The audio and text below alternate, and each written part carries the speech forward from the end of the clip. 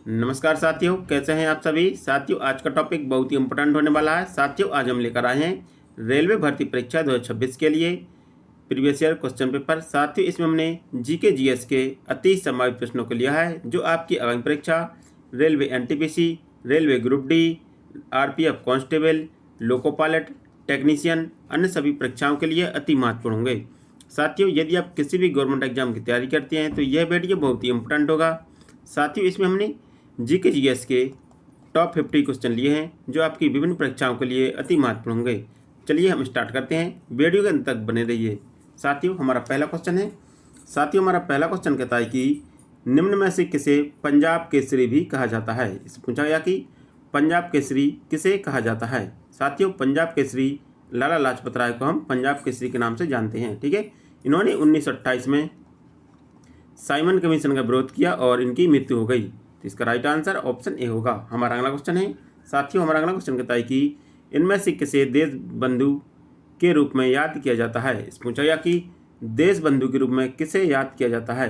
तो देश बंधु के रूप में चित्तरंजन दास को याद किया जाता है। ठीक है, चित्तरंजन दास को हम देश बंधु के नाम से जानते हैं। साथियों, इन्होंने 1922 ईस्वी में कांग्रेस की अध्यक्षता की थी। क्या की थी? 1922 में कांग्रेस की अध्यक्षता की और 1923 ईस्वी में स्वराज पार्टी की स्थापना की थी। किसकी? स्वराज पार्टी की स्थापना की थी। हमारा अगला क्वेश्चन है साथियों, कहता है कि आधुनिक मनु के रूप में कौन जाना जाता है। इसमें पूछा गया कि आधुनिक मनु के रूप में किसे जाना जाता है। तो आधुनिक मनु के रूप में डॉक्टर BR अम्बेडकर को जाना जाता है। तो इसका राइट आंसर ऑप्शन ए होगा। हमारा अगला क्वेश्चन है साथियों, कहता है कि वह अंग्रेज कौन था जो भारत आया, सेंट स्टीफन कॉलेज में दर्शन शास्त्र पढ़ाया और बाद में दीनबंधु के नाम से जाना गया। इससे पूछा गया कि वह अंग्रेज कौन था जो भारत आया था और जो सेंट स्टीफन कॉलेज में दर्शन शास्त्र पढ़ाते थे और उसके बाद में दीनबंधु के नाम से जाना गया। तो ये थे CF एंड्रूज। ठीक है, CF एंड्रूज थे जो भारत आए थे और उन्होंने सेंट स्टीफन कॉलेज में दर्शन शास्त्र पढ़ाया था और उन्हें दीनबंधु के नाम से जाना जाता था। तो इसका राइट आंसर ऑप्शन ए होगा। हमारा अगला क्वेश्चन है साथियों, कहता है कि 1921 में एडविन लुटियन ने इनमें से किसका निर्माण कराया था। पूछा गया कि 1921 में एडविन लुटियन ने इनमें से किसका निर्माण कराया था। तो इन्होंने 1921 ईस्वी में इंडिया गेट का निर्माण किया था। किसका?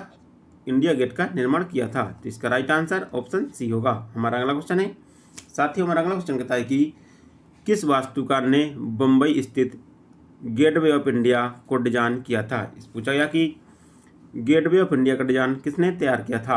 तो गेटवे ऑफ इंडिया का डिजाइन जॉर्ज बटेल ने तैयार किया था। किसने? जॉर्ज बटेल ने गेटवे ऑफ इंडिया का डिजाइन तैयार किया था और गेटवे ऑफ इंडिया जो मुंबई में स्थित है। ठीक है, तो इसका राइट आंसर ऑप्शन ए होगा। हमारा अगला क्वेश्चन है साथियों, कहता है कि अंग्रेजों द्वारा कलकत्ता में संगमरमर की तरह विशाल इमारत का निर्माण कराया गया था जो ताजमहल की प्रतिकृति थी। इस इमारत का नाम बताइए। इस पूछा गया कि कलकत्ता में जो इमारत है उस इमारत का नाम क्या है। तो इस इमारत को हम विक्टोरिया मेमोरियल कहते हैं। तो इसका राइट आंसर ऑप्शन बी होगा। हमारा अगला क्वेश्चन है साथियों, कहता है कि प्रसिद्ध पर्यटक आकर्षण विक्टोरिया मेमोरियल कहाँ है। पूछा गया कि जो विक्टोरिया मेमोरियल है वह कहाँ पर स्थित है।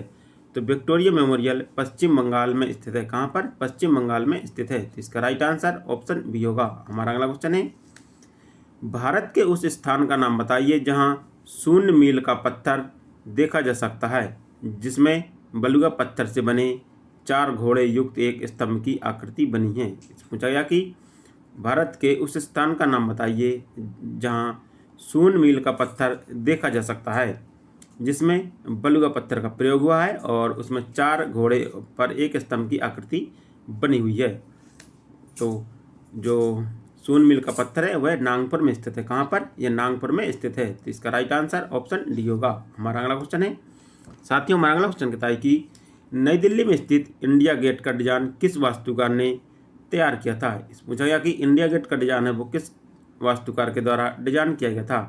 तो इंडिया गेट का डिजाइन एडविन लुटियन के द्वारा तैयार किया गया था। तो इसका राइट आंसर ऑप्शन डी होगा। हमारा अगला क्वेश्चन है साथियों, कहता है कि 1925 में केंद्रीय विधानसभा के प्रथम निर्वाचित अध्यक्ष निम्नलिखित में से कौन थे। पूछा गया कि 1925 में केंद्रीय विधानसभा के प्रथम निर्वाचित अध्यक्ष कौन थे? तो 1925 में केंद्रीय विधानसभा के प्रथम निर्वाचन अध्यक्ष थे विट्ठल भाई पटेल। कौन? विट्ठल भाई पटेल।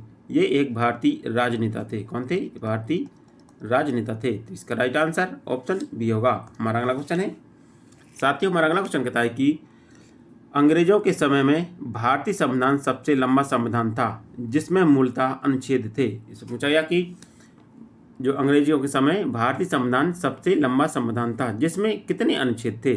साथियों, जब संविधान का निर्माण हुआ तो उस समय भारतीय संविधान में अनुच्छेदों की संख्या 395 थी। कितनी? 395 अनुच्छेद थे। यदि हम बात करें कि इनमें कितनी अनुसूचियाँ थीं, ठीक है, तो इसमें अनुसूची थी 8 अनुसूची थी। ठीक है, इसमें भाग थे 22। ठीक है, तो जब संविधान बना उस समय इसमें अनुच्छेद थे 395, अनुसूची थी 8 और भाग थे 22।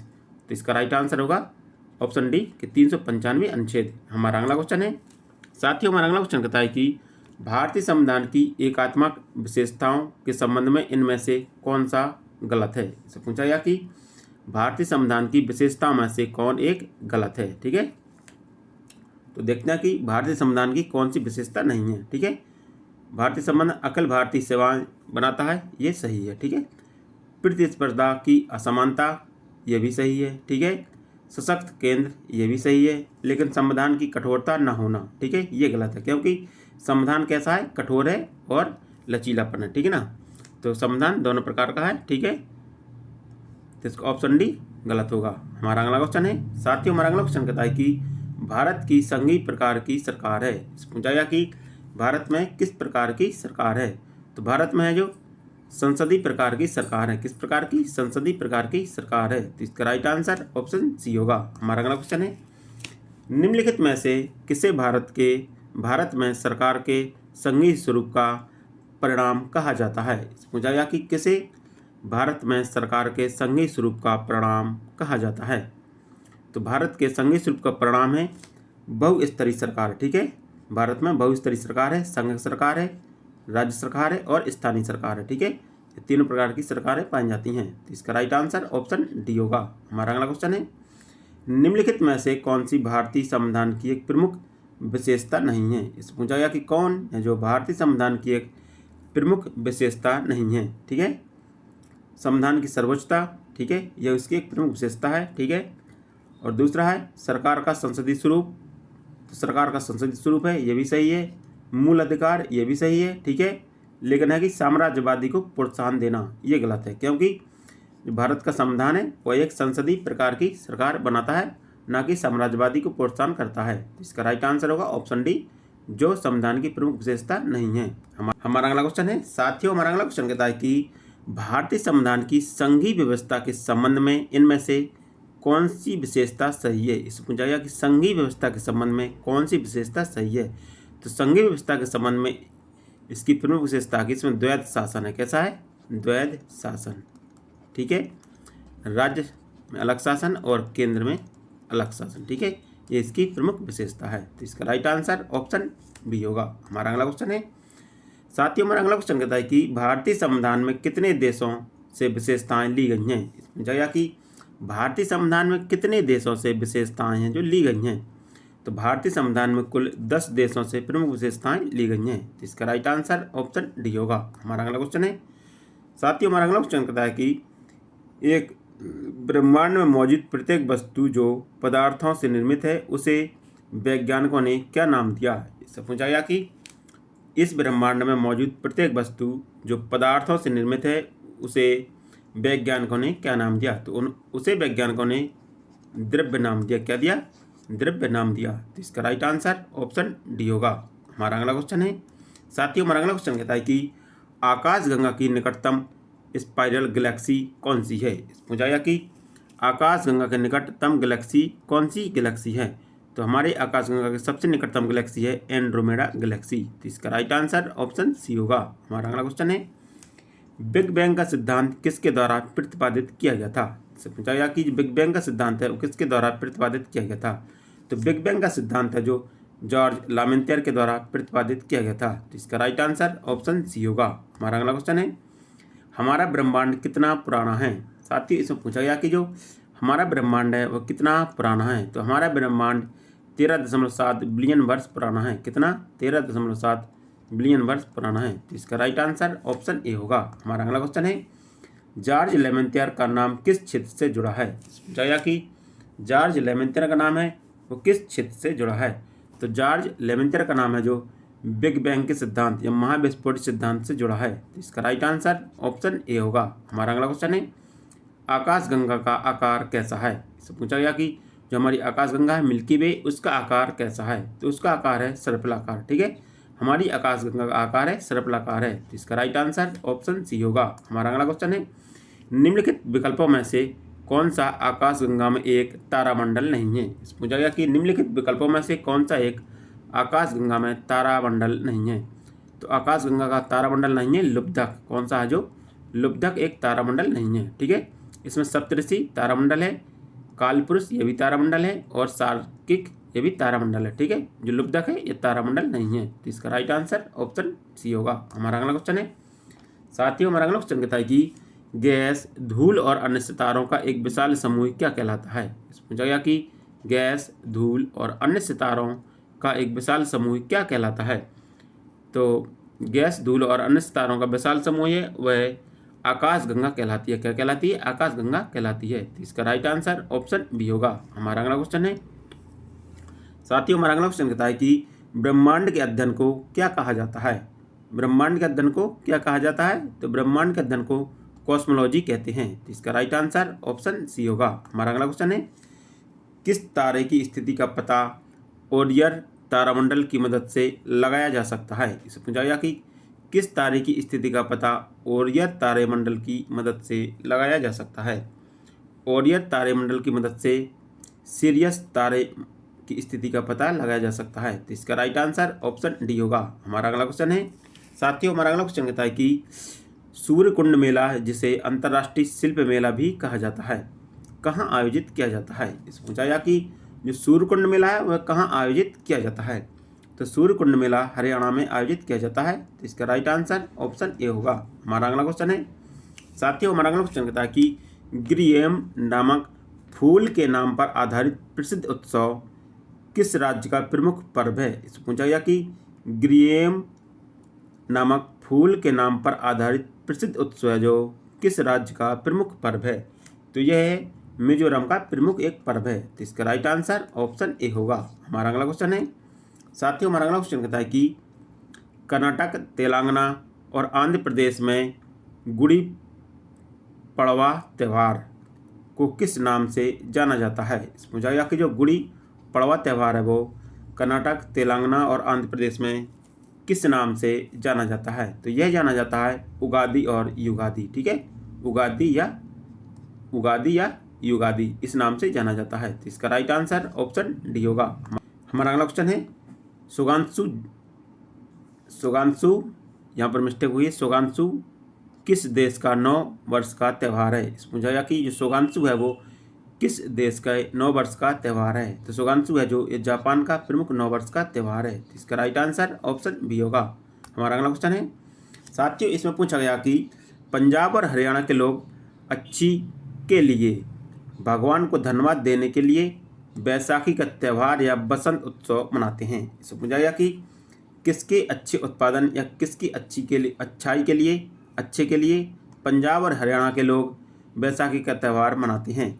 तो बैसाखी का त्यौहार है जो पंजाब के लोग अच्छी फसल उत्पादन के लिए मनाते हैं। तो इसका राइट आंसर ऑप्शन ए होगा। हमारा अगला क्वेश्चन है, साथियों हमारा अगला क्वेश्चन कहता है कि नवकलेवर एक अनुष्ठान है जिसमें भगवान जगन्नाथ, बालभद्र और सुभद्रा और सुदर्शन की नई प्रतिमा का निर्माण और प्रतिष्ठापन किया जाता है। नवकलेवर रथ यात्रा का आयोजन किस राज्य में किया जाता है? समझाया कि नवकलेवर रथ यात्रा या इसे हम कहते हैं जगन्नाथ यात्रा। क्या?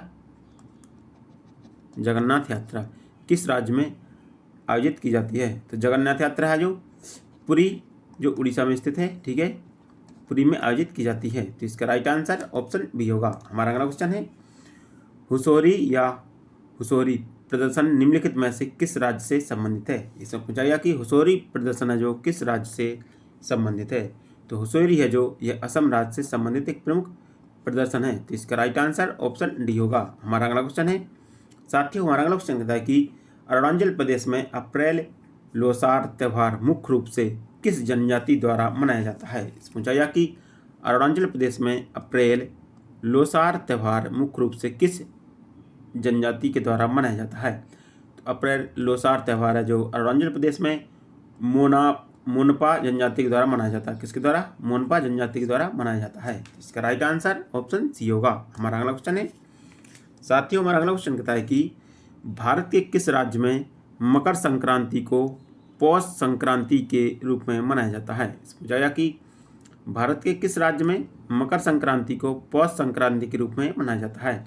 तो मकर संक्रांति को पौष संक्रांति के रूप में पश्चिम बंगाल में मनाते हैं। तो इसका राइट आंसर ऑप्शन ए होगा। हमारा अगला क्वेश्चन है साथियों, हमारा अगला क्वेश्चन कहता है कि तमिलनाडु राज्य में बंगाल की खाड़ी के निकट स्थित पुमफुअर समुद्र तट उत्सव के लिए प्रसिद्ध है। पूछा गया कि तमिलनाडु राज्य में बंगाल की खाड़ी के निकट स्थित पुमफुअर समुद्र तट है जो किस उत्सव के लिए प्रसिद्ध है। तो यह प्रसिद्ध है चैत्र पूर्णिमा या चैत्रा पूर्णिमा के लिए प्रसिद्ध है। तो इसका राइट आंसर ऑप्शन ए होगा। हमारा अगला क्वेश्चन है साथियों, हमारा अगला क्वेश्चन कहता है कि दिए गए विकल्पों में से रोहिंग्या मुसलमान के मूल निवासी हैं। इस पूछा गया कि जो रोहिंग्या मुसलमान हैं वो किस देश के प्रमुख निवासी हैं।